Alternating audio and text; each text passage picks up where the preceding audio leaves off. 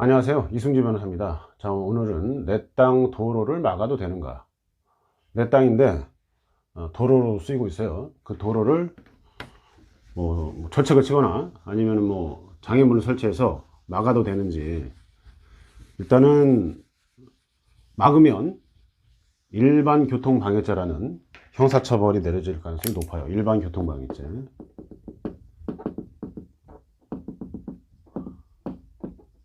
일단 공중이라고 하는데, 여러 사람이 쓰는 도로인 경우에 막게 되면 이렇게 형사처벌이 내려진다는 거죠. 이 도로가 사도, 개인 땅이라고 하더라도 마찬가지로 일반 교통방해죄가 성립할 가능성이 있습니다. 자, 이 문제는 뭐 저도 상담을 많이 하고 가끔씩 사건도 하기 때문에 크게 이제 두 가지 형식이 있는 것 같아요. 뭐 여러 가지 있죠. 여러 가지 사안이 있을 수 있는데 오늘 두 가지만 강의하겠습니다. 첫 번째, 두 번째, 저렇게 해가지고 보통 일어나는 것들. 이렇게 이제 공도가 있어요. 공도. 이거는 뭐 지방자치단체나 국가 땅이고 이제 일반인들이 쓰는 도로를 제가 이제 공도라는 표시를 했고요. 여기가 이렇게, 여기 이제 사도, 개인 땅이라는 거죠. 개인 땅인데 도로예요. 이게 뭐 예를 들어서 이렇게 점을 찍는 거는 제가 이제 공유 표시를 하는 겁니다. 공유. 여러 명이 또 예를 들어서 A와 B가 사도를 공유하고 있다. 이런 식으로. 이 사도를 A와 B가 공동 소유하고 있는 거예요. 공유 형태. 지분 형태죠. 2분의 1씩 갖고 있다. 그런데 B의 지분이 경매로 이렇게 넘어옵니다. 갑으로. 자, 이 갑이 저한테 오셔가지고, 자기가 알아보니까 이 해당 사도를 누가 관리하는지 알아보니까 지자체가 관리하고 있대요. 지자체. 뭐 서울시라든가 무슨 뭐 광명시라든가 이런 거 지자체라고 하죠. 지자체가 관리하고 있다. 지자체가 도로를 개설해가지고 관리하고 있다. 이 도로 개설했다는 말은 뭐냐면은 포장했다는 거죠. 포장.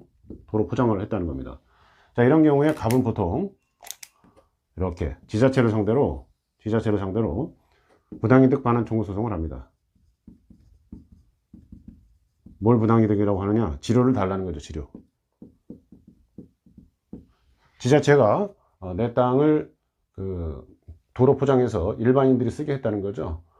이게 이제 부당이득이다 이러면서 소송을 들어오는데, 이런 경우에는 대체로 이기죠. 그런데 아까 말씀드린 것처럼 여기다가 무슨 장애물을 설치한다든가 이렇게 되면은 형사고발당하고 일반교통방해죄로 처벌될 가능성이 높다. 자, 이 말씀을 드리는 거고, 다만 여기서 이제 주의하실 게, 갑이 이렇게 지분을 낙찰받아가지고 지료 청구를 하게 되면, 아니 뭐 A나 B도 다 지료 청구가 됩니다. 되는 건데, 제가 이제 이렇게 말한 이유는, 경매를 왜 특별하게 말하냐면, 투자하시려고 이렇게 들어가가지고 A와 B는 권리 행사를 안 했었는데, 이런 갑 같은 경매를 낙찰받은 분들이 이렇게 소송을 많이 하세요. 이런 의도로 이제 매입을 하고. 자, 이때 주의할 점이 있다는 거죠.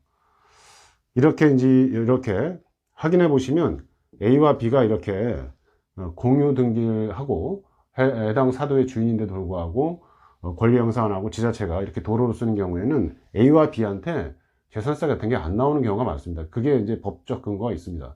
제 책 부동산 권리 분석 책 쪽에 제가 어디 정리해 놨는데, 일단 그래서 A나 B 같은 경우는 권리 행사를 보통 안 하고 지자체가 이제 이렇게 쓰는 거 문제 삼지 않았는데, 갑자기 투자를 하시는 분이 뭐 A나 B의 지분을 낙찰받아서 소송을 하셔가지고 지료를 청구해서 승소한다. 이때 부과하지 않던 재산세를 부과하는 경우가 있다. 이런 거 조심하라는 거죠. 이렇게 지자체가 도로 설치해서 사도를 사용하게 하는 경우에는 세금을 부과하지 않는 근거가 있더라고요. 근데 이렇게 무상으로 하게 되면 지자체에서 보상을 안 했잖아요. 자, 그런데 이제 이게 유상성이 돼버리면, 지료가 주는 걸로 돼버리면 지자체에서 세금을 부과하는 경우가 있으니까, 이게 투자 목적에 어긋나는 상황이 벌어질 수 있다는 거 그냥 설명드리고, 또 하나는 또 이런 사례가 있죠. 여기 공도가 있습니다. 이렇게 공도가 있고, 뭐 여기가 이렇게 돼 있고, 그 다음에 여기 이제 갑이 있어요. 갑이 나라고 할게요. 내 땅. 자, 그런데 여기에 이렇게 을이 있어요. 자, 요것도 요 부분도 갑당이라고 하겠습니다. 자, 그런데 이제 뭐 을이 요 갑당을 사용하는 걸 별 문제 삼지 않았어요. 갑당도 마찬가지예요. 갑도 누군지 경매로 넘어갔을 때 그분이 보통 문제를 삼는데 이것도 그렇게 하겠습니다. 그러면 갑에 해당 토지가 경매로 A에게 넘어갑니다. 갑과 을 사이에는 뭐 사이가 좋아가지고 문제가 없었는데 이 소유권이 A로 넘어가게 되면 을한테 이제 뭐 돈을 달라든가 지료를 달라든가 뭐 이런 문제가 발생할 수 있겠죠. 내 땅 쓰고 있으니까. 자, 이때 예를 들어서 이렇게 여기를 이렇게 막아버릴 수 있을까요? 못 들어가게 을이 막는 것. 자, 이때에도 일반교통방해죄가 성립될 가능성이 있지만 또 성립하지 않을 수도 있습니다. 공중이 사용해야 되는데 을만 사용하는 경우라면 형사처벌 안 되겠죠. 그런데 이제 다른 사람들도 뭐 여기 몇 명이 더 있다든가 아니면은 뭐 이렇게 골목길을 올라가서 뭐 일반 공중이 통행을 하는 그런 장소라든가 이러면은 형사처벌 될 가능성도 있어요. 자, 그건 그렇게 정리되고, 자, 이런 경우에 그 을은 어쨌든 뭐 도로 이렇게 갑 소유자가 이렇게 막아버리면 현실적으로는 뭐 형사처벌을 뭐 A가 막아버리면 이걸 뭐 현실적으로 형사처벌 뭐 형사 고소하고 이런 문제하고 별개로 현실적으로 못 쓰죠. 자, 이런 경우에는 을이 어떤 주장을 하게 되면 주의토지 통행권이라는 걸 행사합니다. 주의토지 통행권. 자, 주의토지 통행권은 요게 이제 맹지인 경우에 여기 이외에 뭐 들어갈 곳이 없다 이러면은 주의토지 통행권을 인정해 줘요.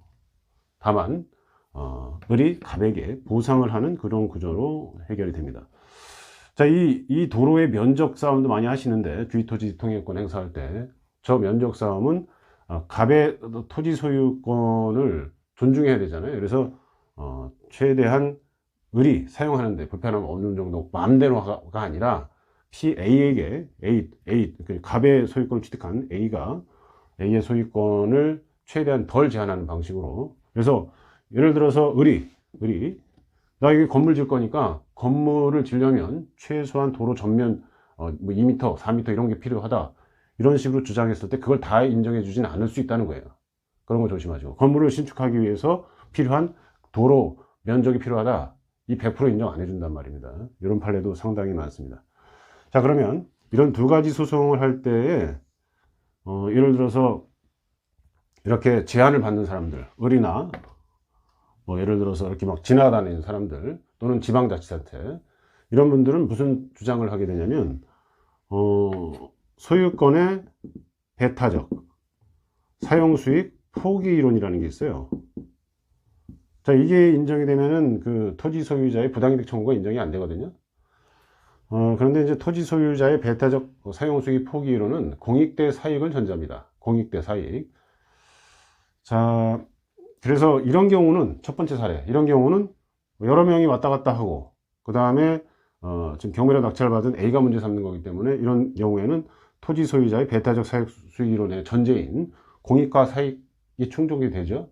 따라서 구체적 상황에 따라서는 제가 부당이득 청구 갑이 문제 삼으면 부당이득 청구 인정될 여지가 있다고 했는데 소유자의 배타적 사용 수익 포기 이론이 적용되는 사안이라면 부당이득 청구가 기각될 수도 있습니다. 이거는 그거는 구체적 사항에 따라 다릅니다. 보통 이제 토지 소유자의 배타적 사용 수익 포기 이론은 그 해당 그 도로 밑에 뭐 수도관이 설치되어 있다든가 그 다음에 뭐 예를 들어서 뭐 하수관이 설치되어 있다든가 그리고 해당 토지 소유자 여기서는 지금 A가 문제 삼는데 A에게도 이익이 돼야 돼요. 근데 지금 제가 설명드린 사안은 갑이 그냥 지분권자에 불과하고 여기에 제가 전제로서 A가 무슨 이익을 얻는 거는 말을 안 했습니다. 여기에 갑이죠. 갑이 여기다 이제 건물을 갖고 있다. 그러면은 본인에게도 이익이 되죠. 하수도 상수도 쓰니까. 이런 경우에는 소유권의 배타적 사용 수익 포기 이론이 적용될 수도 있어요. 자, 그런데 두 번째 사안은 어떻습니까? 토지 소유자의 배타적 사용 수익 포기 이론. 제가 이 그림을 어떻게 그렸냐면 갑이 있고 갑으로부터 A가 경락을 받았다. A가 있고, 그러면 을은 여기 맹지라고 가정할 때, 갑과 을은 사익 대 사익이에요. 그렇죠? 공익 대 사익 문제가 아닙니다. 을 혼자만 이익이 되기 때문에 이 도로에 대해서 부당이득 청구를 하게 되면 승소 가능성이 있는 거죠. A가 소유권의 배타적 사용수익 이론이 적용되지 않는다는 거죠.